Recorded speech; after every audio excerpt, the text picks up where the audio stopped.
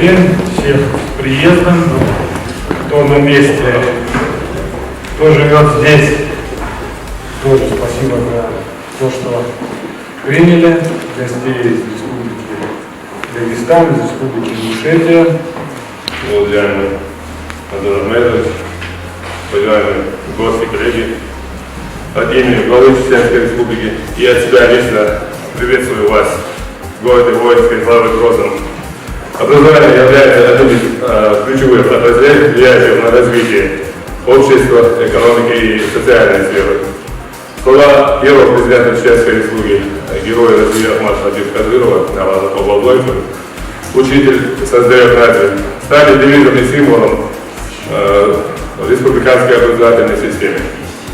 Благодаря Рамзану Ахматовичу и при поддержке Федерального центра системы образования Республики динамично развивается, нам важно обеспечить каждому школьнику, вне зависимости от того, где он проживает, качественное образование. Мы должны прежде всего организовать воспитательный процесс.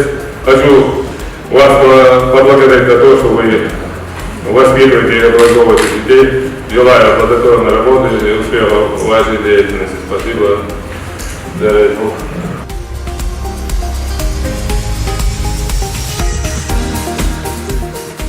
Уважаемый Андрей Ахмедович, дорогие гости, участники сегодняшнего семинара, позвольте мне поблагодарить руководство Роспотребнадзора Алексея Ахмедовича за организацию сегодняшнего совещания, который, на мой взгляд, является актуальным для нас.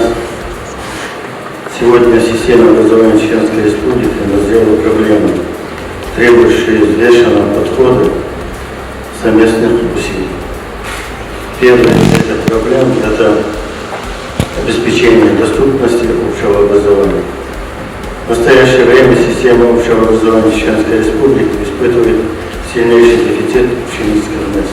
Указанная проблема значительно сокращает возможность организации неурочной деятельности и, следовательно, улучшает возможности реализации основной образовательной программы. На наш взгляд, пути за этой проблемой – это строительство новых школ, что делается на сегодняшний день на территории Чеченской Республики. До 2024 года мы должны завершить строительство новых 74 школ, что позволит перейти из 3 смен к 2 смен.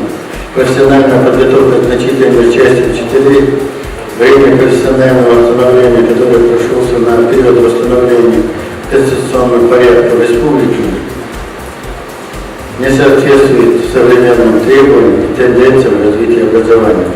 Мы видим пути решения реализации региональной программы совершенствования профессионализма учителей с переносом основных усилий, повышения предметной подготовки педагогов на уровень школы. Пути решения мы видим формирование идеологии объективного оценивания в педагогической среде, усилия, направленные на родительскую общественность и реализация региональных и муниципальных программ, обеспечивающих качество образования. Доклад закончен. Спасибо за внимание.